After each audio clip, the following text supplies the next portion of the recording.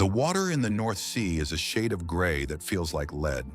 In June of 793, the monks at Lindisfarne see it first, not as a fleet, but as a series of jagged wooden teeth rising over the horizon. There is no warning bell. There is no diplomatic envoy. There is only the rhythmic, wet slap of oars and the sound of oak grinding against holy sand. Within 20 minutes, the greatest library in the north is engulfed in smoke.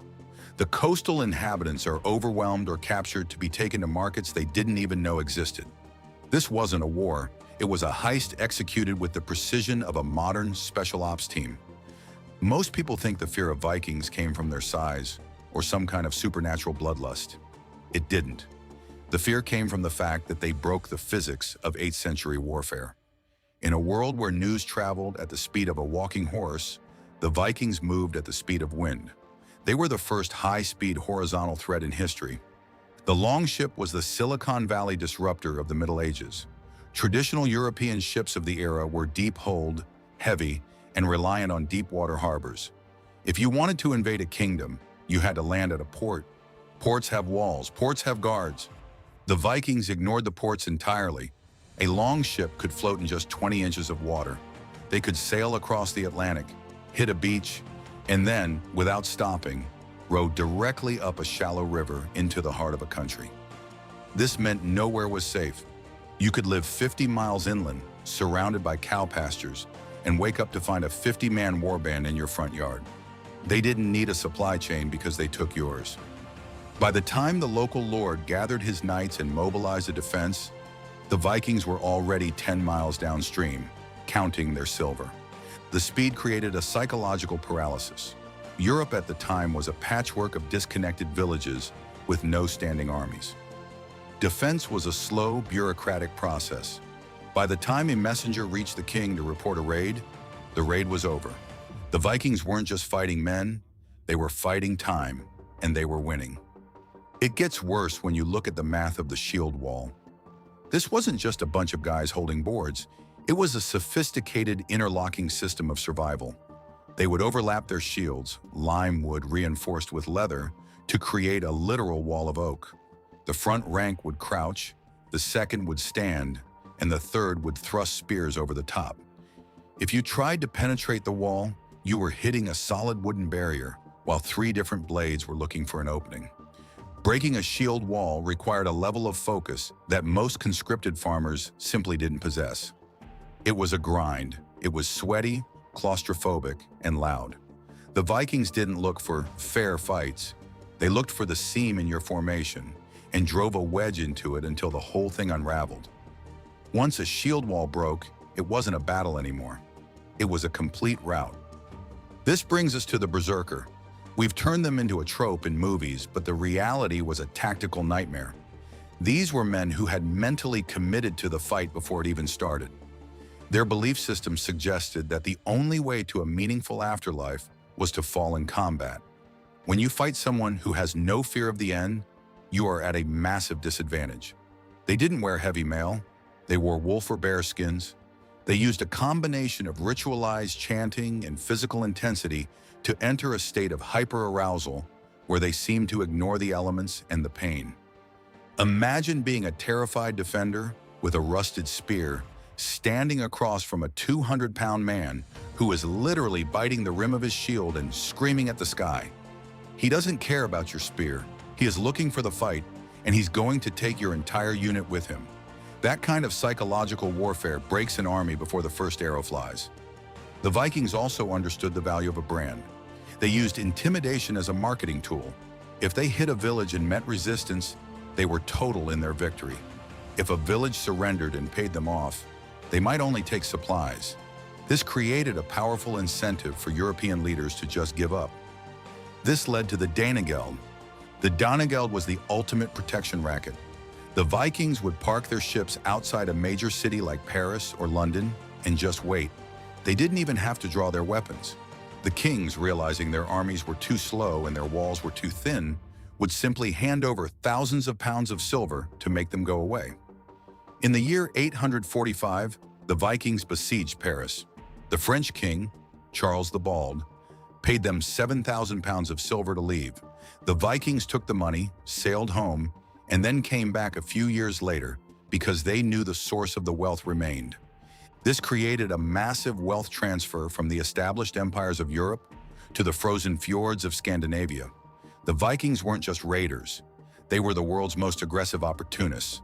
They took that silver and built a trade network that stretched from the tip of Newfoundland to the markets of Baghdad. We find artifacts from the Far East in Swedish graves and English coins in Russian hoards. They were the connective tissue of the medieval world, moved by determination and oars. But the real reason people feared them wasn't just the physical conflict, it was the unpredictability. Most medieval warfare followed a script. You declared war, you marched in summer, you went home for the harvest. The Vikings didn't follow the script. They stayed through the winter. They built fortified camps on islands in the middle of the Seine or the Thames. They became a permanent, localized threat that never slept. The impact of this fear rewrote the map of the world. Because the central governments couldn't protect the people from Viking raids, local people turned to whoever had a horse and a sword nearby. This accelerated the rise of feudalism. You gave up your freedom to a local lord in exchange for a spot inside his stone tower when the longships appeared on the horizon. The very structure of European society, the castles, the knights, the rigid class system, was a direct response to the Viking threat. Then there's the technology of the Dane axe. Most European axes were tools used for chopping wood. The Viking Dane axe was a purpose-built weapon of immense power. It had a 4-foot shaft and a heavy blade. It was designed to be swung with 2 hands, generating enough force to penetrate a helmet or a shield in one motion. It was the heavy-duty weapon of the 10th century. In the hands of a professional huskarl, a single Dane axe could hold a bridge against a dozen men. The fear also stemmed from their complete lack of shared values. In 9th century Europe, churches were sanctuaries. There were rules about not targeting religious sites or non-combatants. To the Vikings, a church was just a poorly defended building filled with precious metal and people who didn't fight back. They saw the sacred as an opportunity. This lack of a shared moral framework made them feel like an alien force. You couldn't reason with them using the standard rules of the time. You could only pay them or face them. As the centuries wore on, the Vikings didn't just go away.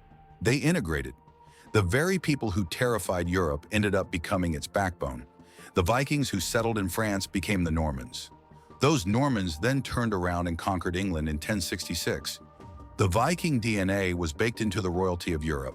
They stopped being the threat under the bed and became the people sleeping in the bed. The legacy of that fear is why we still talk about them today. We don't talk about the Saxons or the Lombards with the same intensity. We talk about the Vikings because they represented a total breakdown of the system. They proved that a small, highly mobile, and technologically superior force could bring an entire continent to its knees. They didn't just raid villages, they raided the collective psyche of Western civilization. When you look at the jagged prow of a longship, you aren't looking at a boat. You're looking at the reason why the Middle Ages looked the way they did. They were the chaos that forced the world to adapt. The true intensity of the Viking Age wasn't just the arrival of the ships. It was the realization that the ocean was no longer a moat, but a highway for invaders. For centuries, the coastlines of Europe were considered a natural defense. If you lived by the sea, you were safe because no one had the logistics to launch a cross-ocean campaign. The Vikings deleted that safety. They turned the Atlantic into a backyard pond.